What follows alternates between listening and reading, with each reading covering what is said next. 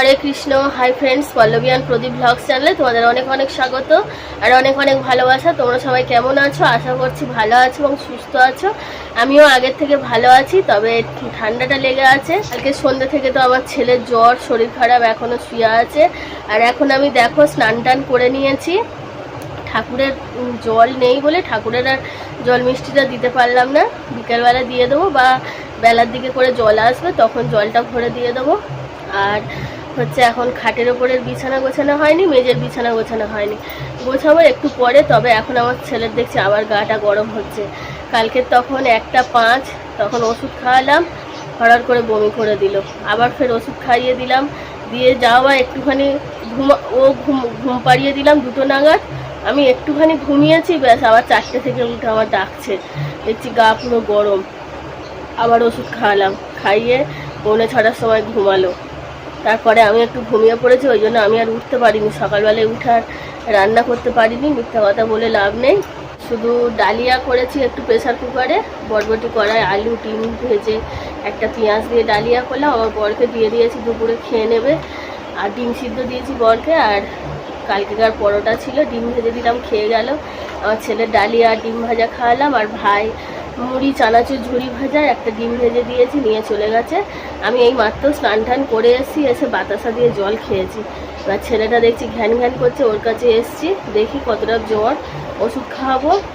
আর আর হচ্ছে ভাবছিলাম একটু বাজারে যাব মাছ আনতে। তো আমার শাশুড়িকে বললাম যে বাজারে কি যাবে, বললো না যাবো না। তাই এখন বলছে যে দাও, বাজারে যাচ্ছি, তাহলে মাছ এনে দিচ্ছি। ওই জন্য আমার শাশুড়ির কাছে টাকা দিয়েছি, মাছ নিয়ে আসবে। আর দেখি কি রান্না করি। ভাত তো বেলায় করতেই হবে, যেহেতু সকালে ভাত হয়নি।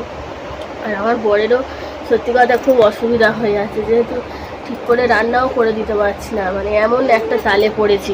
2 দিন ধরে আমার শরীর খারাপ ছিল, আর আজ কালকের থেকে আমার ছেলেটার শরীর খারাপ।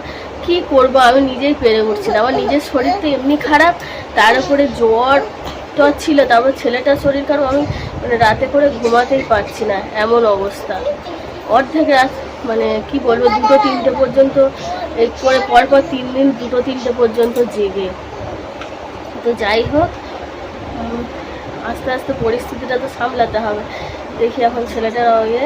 আর তোমাদের সঙ্গে হাতটা না কনকন করছে, হাতে মানে এমন 2 দিন জ্বর হয় না, এমন শরীরটা দুর্বল হয়ে গেছে। মানে মোবাইলটা ধরে আছে, আমার হাতের এই জায়গাটা পুরো কনকন করছে।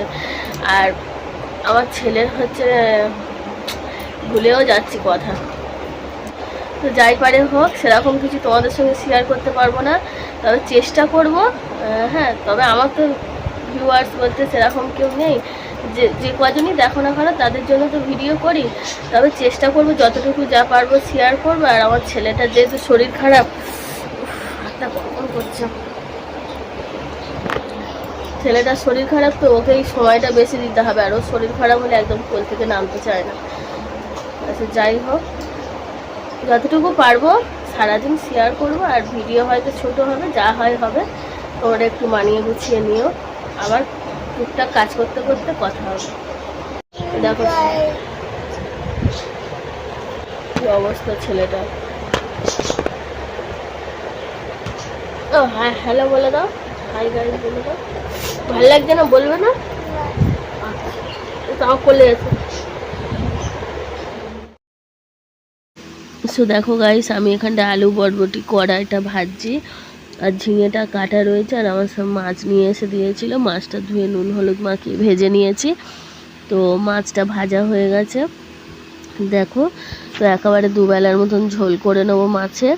আর এদিকে দেখো জিরে আদাটা বেটে নিচ্ছি আমি। তো আমার শরীরটা খারাপ, তো এই জন্য বেশি বাটতে পারছি না। আর এখন দেখো 2:10, তো ভাই এসে গেছে, আমরা এবার খেতে বসবো। ভাই স্নান করে চলে এসছে, খেতে বসে গেছি।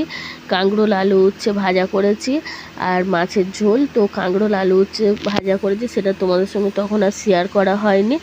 দেখো এখানটায় ভাইও খেতে বসে গেছে, ওর মোবাইলটা আনতে গেছে আর 2টো লঙ্কা নিয়েছে। এখন বাজে হচ্ছে পুরো 3টে বাজে। আর আমি আর ভাই খাওয়া দাওয়া করেছি, তখন শেয়ার করেছি। এবার খাওয়া দাওয়া করার পরে, মানে আমার খাওয়া পুরোপুরি শেষ হয়নি, আমার ছেলে উঠে গেছে। উঠে এত হাত পা ছুটছে, এক্ষুনি ওর কাছে গিয়ে শুতে হবে। যাই হোক করে খেয়ে নাকে মুখে মুখ হাত পাটা ধুয়ে ওর কাছে গিয়ে শুলাম। শুয়ে এতক্ষণ ধরে এই মিনিট 10 আগে পর্যন্ত গায়ে হাত বুলিয়ে বুলিয়ে ঘুম পাড়ালাম। ওই এদিকে জ্বরও গায়ে। হ্যাঁ, তো কী করবো, বায়না করছে। ঘুম পাড়িয়ে এই সবে সগড়ি এঁটো নিয়ে ঘর মুছলাম, বাসন মাজলাম, দুধটা জাল দিতে বসিয়েছি। সকাল থেকে দুধ জাল দেওয়ার সময় পাইনি, তো দুধটা জাল দিতে বসিয়েছি। দুধটা বন্ধ করে দিয়ে গিয়ে আর শুয়ে পড়বো। হ্যাঁ, কেননা আমার শরীর আর টানছে না। আমার নিজেরই দুদিন ধরে শরীর খারাপ ছিল। তখন ছেলেটা বায়না করছে রান্না করব যখন, তখন যে একটু ভালো করে শেয়ার করব তার উপায় নেই। আমার ছেলে জামা ধরে টেনে ধরে রয়েছে, ওই যে রান্না করতে হবে না। আর জামা টেনে টেনে ঘরে নিয়ে চলে যাচ্ছে বাইরে থেকে। যাই হোক করে রান্না করেছি। তো চলো আর কথা বলবো না, আবার বিকেলবেলায় উঠে তোমাদের সঙ্গে কথা বলবো আর যা টুকিটাকি শেয়ার করব। এখন গিয়ে আমি শুয়ে পড়ি, ছেলেটা ঘুমাচ্ছে। আর অনেকগুলো কাপড় জামা কেচেছিলাম। কালকের আমার ছেলে একটা বড় বিছানার চাদরে বমি করে দিয়েছিল, তো সেই কারণে সেগুলো সব কেচেছিলাম, সেগুলো শুকিয়ে গেছে। ঘরে নিয়ে চলে এসেছি। আর এই বাড়ির ভিতরে যেগুলো দিয়েছি সেগুলো বিকেলবেলায় তুলে নেবো জল ভরার সময়। এখন আর কোনো কথা বলবো না, গিয়ে শুয়ে পড়ি। আবার বিকেলবেলায় উঠে টুকিটাকি তোমাদের সঙ্গে শেয়ার করব। এই আমার হাতে ফোনটা ধরে আছি, হাতের এই জায়গাটা না কি কনকন করছে কি বলবো। তো আজকের আর বিছানা গোছানো তোমাদের সঙ্গে শেয়ার করতে পারিনি। খাটের উপরের বিছানাটাই একটু গুছিয়েছি, আর মেয়েদের বিছানাটা কিন্তু মিথ্যে কথা বলে তো লাভ নেই, এখনও পর্যন্ত পড়ে আছে, আমি গুছিয়ে নিতে পারিনি। মানে মেয়েদের বিছানার বালাপোষ দুটো রোল করে আর একদম মাথার ধারে যেখানটায় মানে রাখি গুছিয়ে সেই জায়গাটায় সাইড করে দিয়েছি। এর থেকে বেশি আর পাচ্ছি না, মানে আমার দম শেষ। তো দেখো দুধের জাল উঠে গেছে, এবার গ্যাসটা বন্ধ করে। সো গাইস, এখন বাজে হচ্ছে কটা, 6:45। ছেলেটার খাওয়াতে বসিয়েছিলাম, ডাক্তারকে ফোন করলাম যে দুপুরে ওষুধ খাইয়েছে, এখনও গাটা গরম, তো সেই জন্য বললো নিয়ে চলে এসো। ওই কারণে আমি রেডি হয়ে গেছি, ওকে নিয়ে বেরোচ্ছি। দেখো রেডি হয়ে গেছে। ছেলের চোখের অবস্থাটা দেখো, এখানে আমার ডাক্তার দেখানো হয়ে গেছে, ওষুধ নিচ্ছি। তো দেখো ওষুধ নেওয়া হয়ে গেছিলো, বাড়ি এসে ছেলেকে ওষুধ খাইয়ে আবার একটু গেছিলাম দোকানের দিকে, দরকার ছিল। তো যাই হোক এখন আমরা খেতে বসে গেছি, মাছের ঝাল আর ওবেলার ঝোল ভাত। তো সবাই মিলে খেয়ে দিয়ে নিলাম। আর এদিকে দেখো খাওয়া দাওয়ার পরে আমি সমস্ত কাজকর্ম এসে আমার ছেলেকে ওষুধ খাইয়ে দিচ্ছি। ও তো ওষুধ খাবে না, না মুখ টুকগুলো বেঁকাচ্ছে, আবার সরে গিয়ে শুয়ে পড়লে। পরেও আমি আর একটা ওষুধ খাইয়েছি আর গল্প করছিলাম ওদের সঙ্গে। দেখো গাইস, এখন 11:30 বাজে।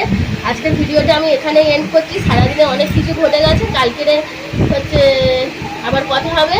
তো চলো সবাইকে টাটা, গুড নাইট, হরে কৃষ্ণ। ওদিকে জল ভর্তি হচ্ছে, আবার কালকের বাদ বাকি কথা বলবো।